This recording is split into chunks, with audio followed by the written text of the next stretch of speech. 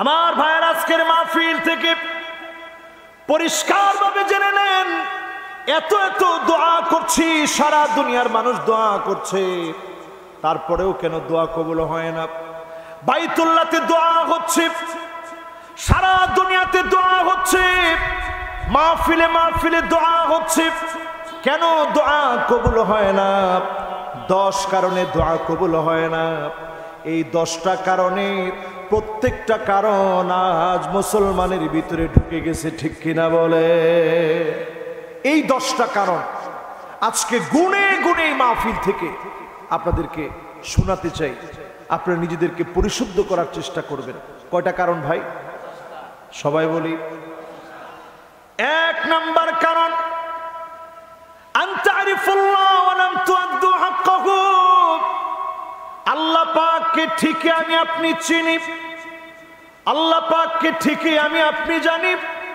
অসুস্থ যখন হয়ে যায়, রোগাগ্রস্ত যখন হয়ে যায়, একমাত্র যার কাছে মাথা নত করে দিয়ে চোখের পানি ছেড়ে কাঁদি, তিনি কে? ভূমিকম্পের ঝাঁকুনি যখন ঢাকা শহরে শুরু হয়ে যায়, আপনি লাফ দিয়ে ঘুম থেকে উঠে মালিককে ডাকা শুরু করে দেন, মালিকের জন্য চোখের পানি ছেড়ে বলেন, আল্লাহ অনেক নাফরমানি করেছি, অনেক অন্যায় করেছি, দয়া করে মাফ করে দেন আল্লাহ, আমার নগরীকে বাঁচায় দেন আল্লাহ। আপনি আমি ফরিয়াদ শুরু করি। আজকের এই মাহফিল থেকে এই কথা স্বীকার করেন, আল্লাহকে ঠিকই চিনি, কিন্তু 5 ওয়াক্ত নামাজের সময় নামাজ পড়ি না। এই রকম মুসলমানের সংখ্যা কম না বেশি? আল্লাহর হক আদায় করি। আজকে আল্লাহর হক ছিল এখানে এশার নামাজ পড়ে মাহফিলে আসবেন, আলহামদুলিল্লাহ অনেকে আসছেন, আল্লাহরে চিনি ঠিক, মাগার আল্লাহর হক আদায় করি না। আজকের এই মাহফিল থেকে একটু নিয়ত করতে পারবো আল্লাহর হক আদায় করবো ইনশাআল্লাহ? নিয়ত করতে পারবো? তাহলে 1 নাম্বার কোন কারণে দোয়া কবুল হয় না? আল্লাহকে চিনি, হক আদায় করি না। এবার কয় নাম্বার আলামতে যাব? 2 নাম্বার। 2 নাম্বারে, আনতুম তাকরাউনাল কুরআন ওয়া লাম তা'মালু বিহি। কোরআনুল কারীম তোমরা পড়ো ঠিকই, কোরআন আমি আপনি পড়ি ঠিকই, ওয়া লাম তা'মালু বিহি, কিন্তু এই কোরআন দিয়ে রাষ্ট্রটা চলুক, দেশটা চলুক, এটা মুসলমানের সন্তান হওয়ার পরেও অধিকাংশ মুসলমানের সন্তান এটা চায় না। আরো আসতে বলেন, আরো আসতে। খুব ভয় লাগে মনে না?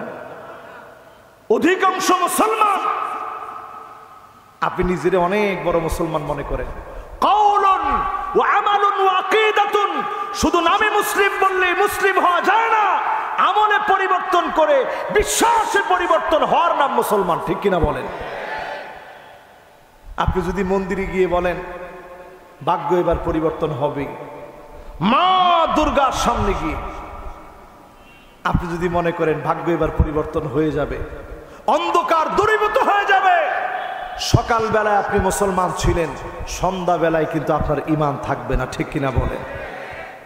এই জন্য কোরআন পড়ে ঠিক, এই কোরআন দিয়ে রাষ্ট্র চলুক, এই কোরআনের বিধানগুলো আমার রাষ্ট্রে আসুক, আমার কনস্টিটিউশন, আমার সংবিধান কোরআন দিয়ে রচিত হোক, এটা আমার দেশে অধিকাংশ মুসলমান চায় না।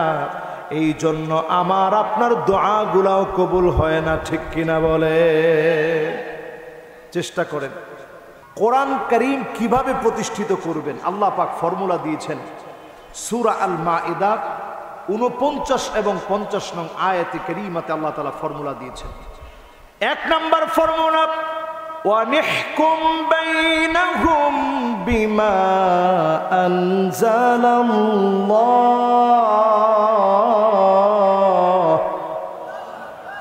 নবী বিচার করা লাগবে কোরআন দিয়ে। এই কথা কার? আরে কথা কয় না কার? বিচার করা লাগবে কোরআনুল কারীম দিয়ে। কোরআন দিয়ে যদি বিচার করা হয়, কোন মানুষের উপরে জুলুম করা হবে না, ঠিক কিনা বলেন? আমি কোরআন সামনে নিয়ে কথা বলতেছি।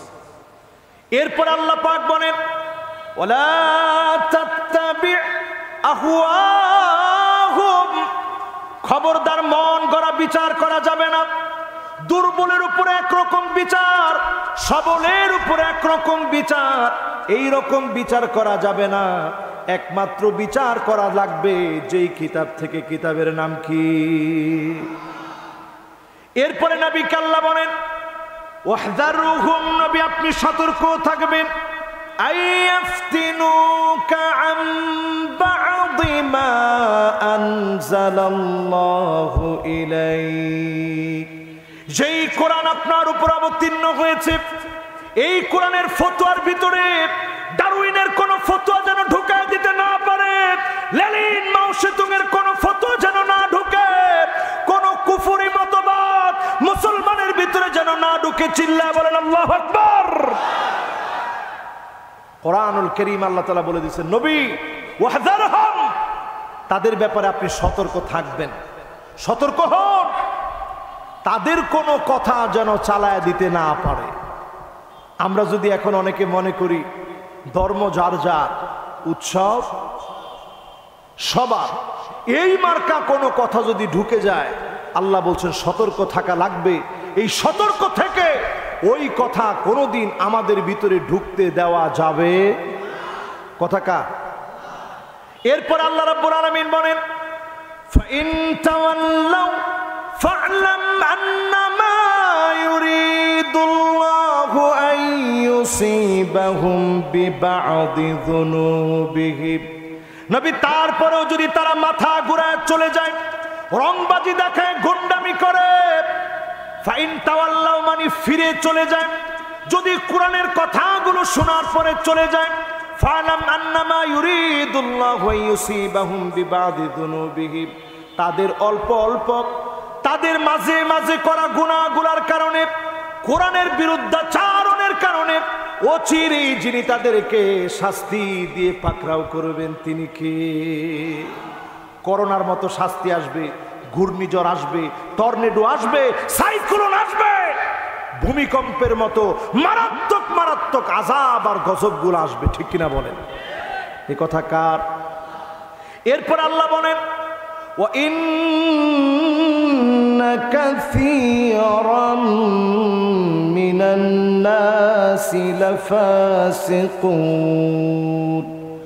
অধিকাংশ লোকেরা কোরআনের দিকে আসবে না, অধিকাংশ লোকেরা ফাসিক হবে, ফাসিকরা কোরআনের দিকে আসবে না। আল্লাহ পাক কম সংখ্যক বলেন নাই, বেশি সংখ্যক লোক ফাসিক হবে, প্রকাশ্যে গুনাহ করতে পছন্দ করবে, বুক ফুলায় গুনাহ করবে, বুক ফুলায় গুন্ডামি করবে, বুক ফুলায় জুলুম করবে, তারা ফাসিক, তারাই কোরআনের বিরুদ্ধে দাঁড়াবে, ঠিক কিনা বলেন?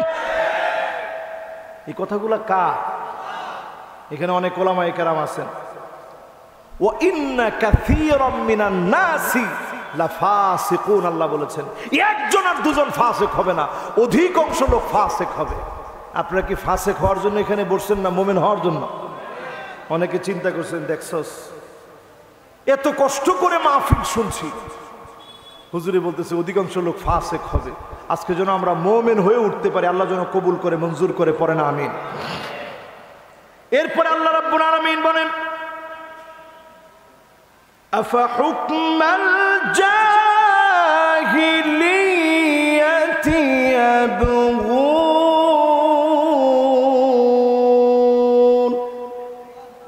নবী এত কিছুর পরেও তারা কি জাহিলিয়াতের দিকেই চলে যাবে? জাহিলিয়াতের দিকে চলে যাওয়ার অর্থ কি? জাহিলিয়াতের দিকে চলে যাওয়ার অর্থ হচ্ছে জোর যার মুল্লুক তার, এমন নীতি অবলম্বন হবে। এখনকার সময় এরকম আছে না নাই? এরপর আল্লাহ রাব্বুল আলামিন বলেন ওয়ামান আহসানু মিনাল্লাহি হুকমা, সবচাইতে সেরা হুকুম, সবচাইতে নির্বাচিত হুকুম, সবচাইতে উত্তম হুকুম, উত্তম বিধান, উত্তম নীতিমালা যিনি দিয়েছেন, আমাদের জন্য দিয়েছেন, আমাদেরকে একমাত্র কিতাব দিয়ে দিয়েছেন। কিতাবের নামটা কি? কিতাবের নাম কি? আল কোরআন। এই কোরআন দিয়ে আল্লাহ পাক নীতিমালা দিয়েছেন। এরপরে আল্লাহ তাআলা বলছেন সবাই কোরআন মানবে না, লিকাউমি ইউকিনুন, প্রবল বিশ্বাসী যারা হবে তারা ঈমানের পথে পরীক্ষা দিবে, জুলমের পর জুলুম আসবে, এক চুল ঈমানের পথ থেকে তারা দূরে সরে যাবে না। জোরে কোন আল্লাহু আকবার। এবার আসেন ভাইরা, বলছিলাম দোয়া কবুল হয় না কয় কারণে?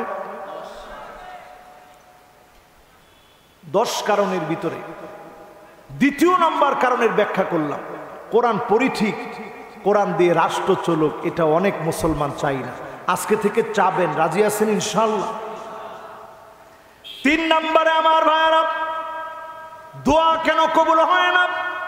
ওয়া আনতুম তুহিব্বুনা নাবিয়াকুম ওয়া তারাকতুম আনফুসাকুম, নবীকে আমরা ভালোবাসি এটা মুখে বলি, আল্লাহর নবীর বিরুদ্ধে যদি কেউ বিরুদ্ধাচারণ করে, পৃথিবীর যেই প্রান্তে যত শক্তিশালী সুপার পাওয়ার হোক না কেন, সবচেয়ে বড় প্রতিবাদ আমার দেশে হয়, সবচেয়ে বড় মিছিলটাও আমার দেশে হয়। নবীজিকে আমরা ঠিকই মহব্বত করি, ওয়া তারাকতুম সুন্নাতাহু, নবীর সুন্নাতগুলো আমরা ভুলে যাই, বাদ দিয়ে দেই। আজকের এই মাহফিল থেকে নিয়ত করেন নবীজির সুন্নাতগুলো মানবেন। এই মাহফিল থেকে যিনি আমাকে আপনাকে কবুল করে নেবেন তিনি কে? এখন একটু বুঝাই দিলে বুঝবেন সুন্নত কি জিনিস, বোঝা লাগবে। আমরা সুন্নত কি জিনিস বুঝি না। ঘুমানোর সময় চিন্তা করবেন নবী কেমনে ঘুমাইতো, খাওয়ার সময় চিন্তা করবেন নবী কেমনে খাইতো। আমরা অজু করার সময় কি পড়ি? সবাই বলেন তো কি পড়েন? আবার একটু সবাই বলেন তো কি পড়েন? শুধু বিসমিল্লাহ পড়বেন, শুধু বিসমিল্লাহ। রাসূল করিম সাল্লাল্লাহু আলাইহি ওয়াসাল্লাম এক্ষেত্রে শুধু বিসমিল্লাহ পড়বেন বিসমিল্লাহ। খানা যখন খাচ্ছেন আমরা কি পড়ি? বিসমিল্লাহি ওয়া আলা বারাকাতিল্লাহ। অর্থের দিক থেকে খুব সুন্দর, কোনো অসুবিধা নেই, কিন্তু রাসূল পড়তেন বিসমিল্লাহ। আজকে থেকে কি পড়বেন? সবাই বলেন কি পড়বেন? বিসমিল্লাহ। ঘরের ভিতরে প্রবেশ করছেন, রাসূল করিম সাল্লাল্লাহু আলাইহি ওয়াসাল্লাম বিসমিল্লাহ বলতেন। জিনদের একটা দল যখন আপনার সঙ্গে ঢুকতে নিবে, শুধু বিসমিল্লাহ পড়ার কারণে জিনদের ওই দলটা পিছন থেকে ফুটে যাবে, আপনার ঘরে প্রবেশ করতে পারবে না। জোরে কোন আল্লাহু আকবার। সব জায়গায় সুন্নাহটা মানার চেষ্টা করে, আমরা রাসূলের সুন্নাহ বুঝি না, মানারও চেষ্টা করি না। চুল কাটি, ডানে নাই, বায়ে নাই, পিছনে নাই, সামনের দিক দিয়ে বড় বড় চুল আছে না নাই? ঘরের ভিতরে আজকে এমন অবস্থা, অধিকাংশ মহিলা বুড়ো প্লাগ করে। এই ঢাকা শহরে যত মহিলা আছে পরিসংখ্যান করলে দেখা যাবে অধিকাংশ মহিলা বুড়ো প্লাগ করতেছে, ঠিক কিনা বলেন? বুড়ো প্লাগের কারণে আল্লাহর লানত প্রতিনিয়ত পড়তে থাকে। ও সীমা ওয়াল মুস্তাওসিমা, হাতের ভিতরে ট্যাটু আঁকে, শরীরের বিভিন্ন জায়গায় ট্যাটু আঁকে, ট্যাটুর কারণে আল্লাহর লানত পড়তে থাকে। এমনকি ওয়াসিলা ওয়াল মুস্তাওসিলা, অধিকাংশ মহিলা পরচুলা আগলা চুল লাগিয়ে ফ্যাশন করে, চুল ছেড়ে রাস্তায় ঘুরে। এরকম মহিলার সংখ্যা কম না বেশি? রাসূল বলেছেন কাসিয়াতুন আরিয়াত মাইলাতুন মুমিলাত, এমন সময় আসবে মানুষগুলা উটের জুটির মতো বড় বড় খোপা করবে মাথার ঠিক এই উপরে তালুর মধ্যে। আগে খোপা করতো পিছনে, এখন করে কোথায়? দেখুন সব চলে আসছে। এমন ড্রেস পরবে তাকালে মনে হবে কোন পোশাক পরে নাই। এরকম পোশাক এখন আছে না নাই?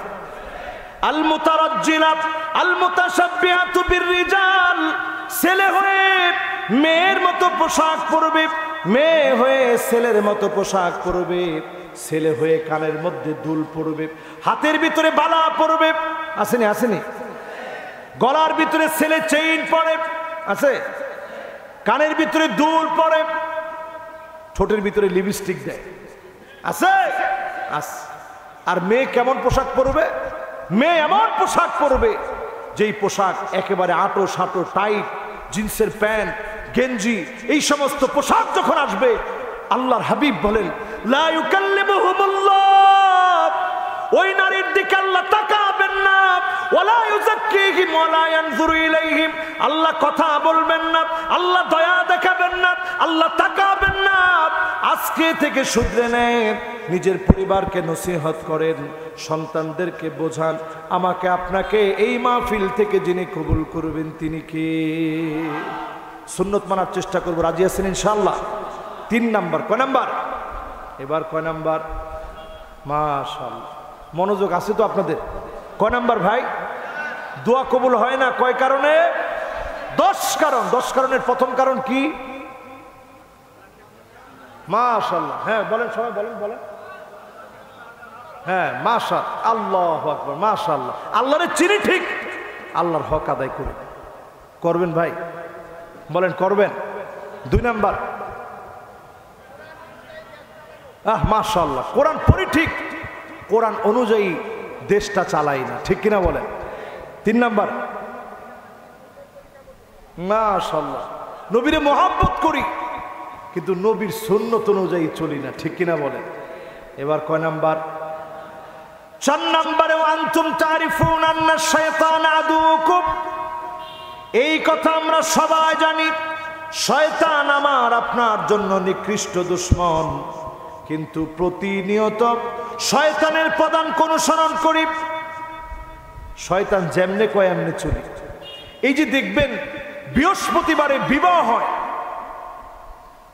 এই বিবাহের ভিতরে কি পরিমাণ জোরে আপনারা গান বাজনা বাজান, আহারে এই রাতটা কত দামি রাত, আপনার কাছে সাইয়্যিদুল আইয়াম এসেছে, দিনের সেরা দিন, জুমাবারে আপনি প্রবেশ করলেন, আপনার খবর নাই, আপনি বিবাহ অনুষ্ঠান শুরু করলেন গান বাজনা দিয়ে, লাউডলি গান বাজনা আপনি বাজিয়ে পুরা এলাকার মানুষের দোয়া নিলেন না বদদোয়া নিলেন? কাচ্চি খাওয়ায় আপনি মনে করছেন দোয়া পেয়ে গেছেন, পুরা এলাকার অসুস্থ মানুষ বদদোয়া দিচ্ছে, নামাজি মানুষ বদদোয়া দিচ্ছে। আইসারুহা মাউনা, সহজে যেই বিবাহ হতো ওই বিবাহের ভিতরে আল্লাহ বরকত ঢেলে দিতেন। আর এই বিবাহটা এমন বিবাহ, প্রত্যেকটা পদাঙ্কে শয়তানের অনুসরণের কারণে, প্রত্যেকের বদদোয়ার কারণে শুরু থেকে নিয়ে শেষ পর্যন্ত কোনো বরকত নাই। এজন্য সংসারগুলা খুব বেশি দিন সুখী হতে পারে না, নানা অঘটনে সংসার ভেঙে যাচ্ছে। এর কারণ হচ্ছে আমরা শয়তানের পদাঙ্ক অনুসরণ করতেছি, ঠিক কিনা বলেন? আমরা জানি ঠিক শয়তান আমাদেরকে ধোঁকা দিবে, এরপরেও শয়তানের পদাঙ্ক অনুসরণ করি। এটা 4 নাম্বার শেষ। এবার কয় নাম্বার? 5 নাম্বারে, আনতুম তুহিব্বুনাল জান্নাত, তোমরা জান্নাতকে ঠিকই পছন্দ করো, মহব্বত করো, ওয়ালাম তা'মালু বিহি, কিন্তু জান্নাতে যাওয়ার জন্য কাজ করো না। আজকের এখানে যারা বসেছি, কসম করে বলছি, আল্লাহর জমিনে দিন প্রতিষ্ঠার জন্য আজকেও যদি আপনি নিয়ত করে ফেলেন আপনার জীবন চলে যাবে, আপনি নিয়ত করেছিলেন দিনটা প্রতিষ্ঠা করবেন, ইসলাম মেনে চলবেন, শহীদ হওয়ার জন্য হৃদয়ের ভিতরে তামান্না, যদি আল্লাহর দিন প্রতিষ্ঠার জন্য শহীদ হয়ে যেতাম, আপনি যদি বিছানায় শুয়েও মারা যান, যিনি আপনাকে শহীদ হিসাবে কবুল করবেন তিনি কে? জান্নাতে যাওয়ার সবচেয়ে সহজ রাস্তা হচ্ছে আল্লাহর জমিনে দিন প্রতিষ্ঠার জন্য সংগ্রাম করে যাওয়া, জিহাদ করা, প্রয়োজনে রক্ত বিন্দু দিয়ে জমিনের মধ্যে আল্লাহর দিন প্রতিষ্ঠা করা, ঠিক কিনা বলেন? এবার আমার ভাইরা 6 নম্বরে দোয়া কবুল হয় না কেন? 6 নম্বর কারণ হচ্ছে ওয়া আনতুম তুকরিহুনান নার ওয়া লাম তুরহিবু বিহি, ঠিক যদি আপনার ঘরের ভিতরে আগুন লেগে যায়, যেইভাবে ভীত সন্ত্রস্ত হয়ে আগুন আগুন আগুন বলে চিৎকার করে পালাবে, আগুন আগুন বলে বাঁচার চেষ্টা করবে, জাহান্নামের আগুন থেকে বাঁচার জন্য আগুন আগুন আগুন বলে মানুষ চিৎকার করে দৌড়ায় না, জাহান্নামের আগুন থেকে বাঁচার জন্য চেষ্টা করেন না। আজকে থেকে প্রতিদিন মালিকের কাছে বলবেন, আল্লাহ জাহান্নামের আগুন থেকে বাঁচায় দিও, আল্লাহুম্মা আজরিনি মিনান নার, আল্লাহুম্মা আজরিনি মিনান মিনান নার, জাহান্নাম থেকে পানা চাবেন। যিনি আমাকে আপনাকে হেফাজত করবেন তিনি কে? কত নাম্বার শেষ ভাই? 6 নাম্বার শেষ। এবার কয় নাম্বার? 7 নাম্বারে আমার ভাইরা, ওয়া আনতুম তাশতাগিলুনা বিউয়ুবিন নাস ওয়া তারাকতুম আনফুসাকুম। অধিকাংশ মানুষ এমন আছে মানুষের দোষ ত্রুটি নিয়ে থাকে, কার কি অন্যায় কার কি দোষ এগুলো নিয়ে থাকে। ওয়া তারাকতুম আনফুসাকুম, নিজের দোষ ত্রুটিগুলো ভুলে যায়। এই মাহফিলেও বসে অন্যের দোষ নিয়ে আছেন, নিজের দোষগুলা ভুলে গেছে। প্রতিদিন শোয়ার সময় হাসিবু ক্বাবলা আন তুহাসাবু, নিজের একটু হিসাব করেন। আবু বকর রাদিয়াল্লাহু তাআলা আনহুর সামনে কেউ প্রশংসা করলে তিনি বলতেন, আল্লাহুম্মা লা তুআখিযনি বিমা ইয়াকুলুন ওয়াগফির লি মা লা ইয়ালামুন ওয়াজআলনি খায়রাম মিম্মা ইয়াযুন্নুন। ও আমার মালিক, আমার আল্লাহ, মানুষ আমার যে প্রশংসা করে, আল্লাহ আপনি তো এগুলো সম্পর্কে ভালো জানেন। মানুষের কথাগুলা দিয়ে আমাকে ধইরেন না আল্লাহ। আমার গোপন গোপন বিষয়গুলো আল্লাহ আপনি মাফ করে দেন। আল্লাহ আপনি মানুষের ধারণা যেমন এর চাইতে বেশি আমাকে সেরা বানায় দেন। আপনি নিজেকে সবচেয়ে বড় অপরাধী মনে করেন। আল্লাহর সামনে গুনাহগুলো নিয়ে আল্লাহর সামনে হাজির হন, বলেন আল্লাহ অনেক বড় অন্যায় করে ফেলেছি, গুনাহ করে ফেলেছি। প্রতি রাত্রে ঘুমানোর সময় আত্মসমালোচনা করতে করতে ঘুমায় যান। হতে পারে আজকের রাত শেষ রাত হয়ে যাবে। আমার আপনার গুনাহ মাফ করে যিনি কবুল করবেন তিনি কে? 7 নাম্বার শেষ। এবার কয় নাম্বার ভাই? মাশাআল্লাহ, মনোযোগ আছে সবার, মাশাআল্লাহ। আমরা একবারে শেষ দিকে। কয় নাম্বার ভাই? 8 নাম্বারে আমার ভাইরা, ওয়া আনতুম তাকুলুনা নি'মাতাল্লাহ ওয়া লাম তাশকুরু লাহু। আল্লাহর নিয়ামত আমরা ভক্ষণ করি, মালিকের নিয়ামত আমরা খেয়ে থাকি, আল্লাহর শুকরিয়া আদায় করি না। আজকেও আল্লাহ কত ভালো ভালো খাবার খাইয়েছেন, আমার ফিলিস্তিনের ভাইয়েরা খেতে পারতেছে না। আমার সিরিয়ার মুসলমানেরা খাবার পায় না, ক্ষুধার যন্ত্রণায় পেট পিঠের সাথে লেগে গেছে। বিভিন্ন দেশে রিফিউজি ক্যাম্পের মধ্যে তাদের জায়গা হয়েছে। তারা কত কষ্টে দিনাতিপাত করে, এমনও ফিলিস্তিনের নাগরিক আছে 2 দিন 3 দিন 4 দিন পার হয়ে যায়, তেমন কোনো কিছু খায় না, কষ্ট করে দিনাতিপাত করছে। এত কিছুর পরেও যিনি আমাদেরকে খাইয়ে রেখেছেন তিনি কে? আল্লাহর গোলামেরা মালিকের শুকরিয়া আদায় করেন, আল্লাহর শুকরিয়া আদায় করেন, আল্লাহর কাছে কায়মানু বাক্যে চান। আমাকে আপনাকে অবশ্যই যিনি নিয়ামতে রেখেছেন, ভালো রেখেছেন। আল্লাহ যদি বলেন গোলাম একটা বারের জন্য দাঁড়ায় জবাব দে, আমার তো মনে হয় আজকে আমি আপনি যদি ফিলিস্তিনে থাকতাম, আমরা হয়তো তাদের বিরুদ্ধে প্রতিবাদ করতাম না। আমাদের ইমানের যে হালত, আমাদের ইমানের যে অবস্থা, যে মুনাফিকি চরিত্র, ওই ইসরায়েলিদের বিরুদ্ধে দাঁড়ানোর কোনো সাহস আমাদের হতো না, দাঁড়ানোর মতো কোনো শক্তি পেতাম না। এত নিয়ামত খাওয়ার পরেও নামাজ পড়ি না, আল্লাহকে ডাকি না।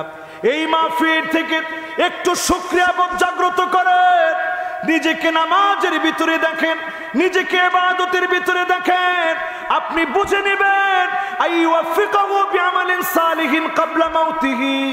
মৃত্যুর আগেই যদি আপনি ভালো ভালো কাজ করতে থাকেন, আপনাকে যিনি ভালোবেসে ফেলেছেন তিনি কে?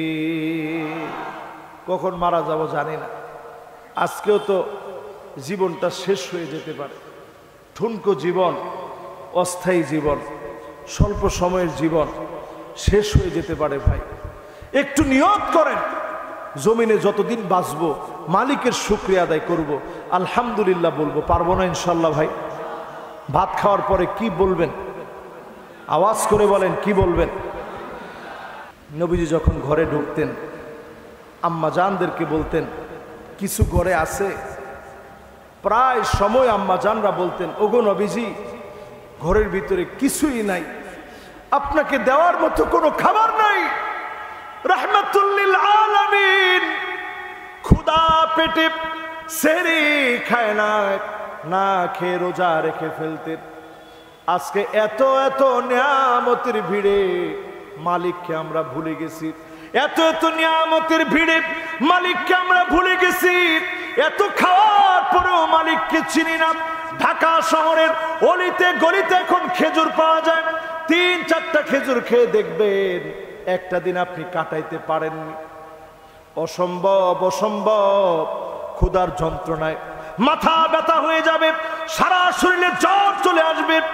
আল্লাহর নবী একদিন আর 2 দিন না, মুসালসাল কয়েকটা মাস ধরে নবী ক্ষুধা ছিলেন, ক্ষুধা পেটে ছিলেন। একদিন খেলে আরেকদিন খান নাই, 2-3টা বেজুর সংখ্যক খেজুর খেয়ে কাটিয়ে দিয়েছেন। এত কষ্ট নবী করলেন, সাহাবায়ে কেরাম করলেন। আবু উবাইদা ইবনুল জাররাহ, আজকের যে অঞ্চলগুলা নিয়ে আমরা কথা বলি, এই শামের যখন গভর্নর ছিলেন তিনি, হযরত ওমর দেখতে গেলেন আবু উবাইদা ইবনুল জাররাহকে। আমি আমার নিজের চোখ দিয়ে ওই অঞ্চলগুলো দেখেছি।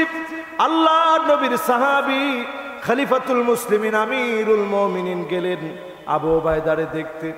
গিয়ে দেখেন মানুষের সঙ্গে দুলার মধ্যে মলিন হয়ে, দুলার মধ্যে মিশে গিয়ে, দোলার মধ্যে গড়াগড়ি খেয়ে মানুষের সঙ্গে সময়গুলো কাটায় দিচ্ছে। হযরত ওমর বড় অবাক হয়ে গেলেন, জিজ্ঞাসা করলেন, আবু উবাইদা তোমার ঘরটা কোথায়, একটু আমারে দেখায় দাও। আবু উবাইদা নিতে নিতে শহর পার করে একটা কুড়ে গড়ে জীর্ণ শীর্ণ ঘরের ভিতরে নিয়ে গেলেন। হযরত ওমর তাকা অবাক হয়ে গেলেন, একটা কোন আসবাবপত্র কিছুই নাই, শুধু একটা গ্লাস আছে, গ্লাসের ভিতরে সামান্য পানি আর শুকনা রুটি গোলাপ। ওই গ্লাসের ভিতরে আবু উবাইদা ইবনুল জাররাহ বিজায় রেখেছে। অবাক হয়ে বললেন, আবু উবাইদা এই শুকনা রুটিগুলা কেন রাখছো? কই, ইয়া রাসূলুল্লাহ, বলতেছি ইয়া খলিফাতুল মুসলিমিন, আল্লাহর নবীর এত আদরের সাহাবী হযরত ওমরকে লক্ষ্য করে বলছে, ইয়া খলিফাতুল মুসলিমিন, হে মুসলমানদের খলিফা ওমর, আপনি শোনেন, আমার কাছে একটু রুটি আসছিল, খাওয়ার পরে অতিরিক্ত যেটা বেঁচে গেছে ওইটা শুকায়া পানির মধ্যে দিয়ে রাখছি, তারপরেও অপচয় করি নাই। সময়ের যেন অপচয় না হয়, ক্ষুধাও যেন নিবারণ হয়, সামান্য পানির ভিতরে এই রুটি দিয়ে রাখছি, এটাই খাবে, আর কোনো খাবার নাই। জোরে বলেন আল্লাহু আকবার। উনার ব্যাপারে, আবু উবাইদা ইবনুল জাররাহর ব্যাপারে নবীজি সাল্লাল্লাহু আলাইহি ওয়াসাল্লাম বলছেন, লিকুল্লি উম্মাতিন আমিন ওয়া আমিনু হাযিহিল উম্মাহ আবু উবাইদা ইবনুল জাররাহ। প্রত্যেকটা উম্মতের জন্য একজন নিরাপদ ব্যক্তি থাকে, আমার উম্মতের সবচেয়ে নিরাপদ ব্যক্তি হচ্ছে আবু উবাইদা ইবনুল জাররাহ। জোরে বলেন আল্লাহু আকবার। তাহলে আল্লাহর খায়া, আল্লাহর পয়রা নাফরমানি করেন, শুকরিয়া আদায় করবেন। রাজি আছেন ইনশাআল্লাহ? কত নাম্বার শেষ ভাই? 8 শেষ, বাকি আছে কয়টা? 2টা। 9 নম্বরে ওয়ান্তুম তারিফুন আন্নাল মাউতা হাক্কুন। এই কথা আমরা সবাই জানি, আমাদের একদিন মরতে হবে। এই কথা সবাই জানি, সবাই বুঝি, সবাই মানি। আমার একদিন মরা লাগবে। অনেকের বয়স 75 হয়ে গেছে। আল্লাহ নবী বলেন বাইনা 60 ওয়া 70, আমার উম্মতের বয়স হবে 60 থেকে 70-এর মাঝামাঝি। অনেকে বয়স হয়ে গেছে, ওনারা মনে করতেছেন হুজুর আমরা তো আর বেশি দিন বাঁচবো না। আর যুবকরা মনে করতেছি আমার জন্য অফুরন্ত হায়াত বাকি। ও যুবক, আজকের রাত তোমার শেষ রাত হয়ে যেতে পারে, ঠিক কিনা বলে? প্রস্তুতি নেন মুসলমান, প্রস্তুতি নেবেন কেমনে? ভালো ভালো কাজ করতে থাকেন। আইওয়াফিকাহু বিআমালিন সালিহিন ক্বাবলা মাউতিহি।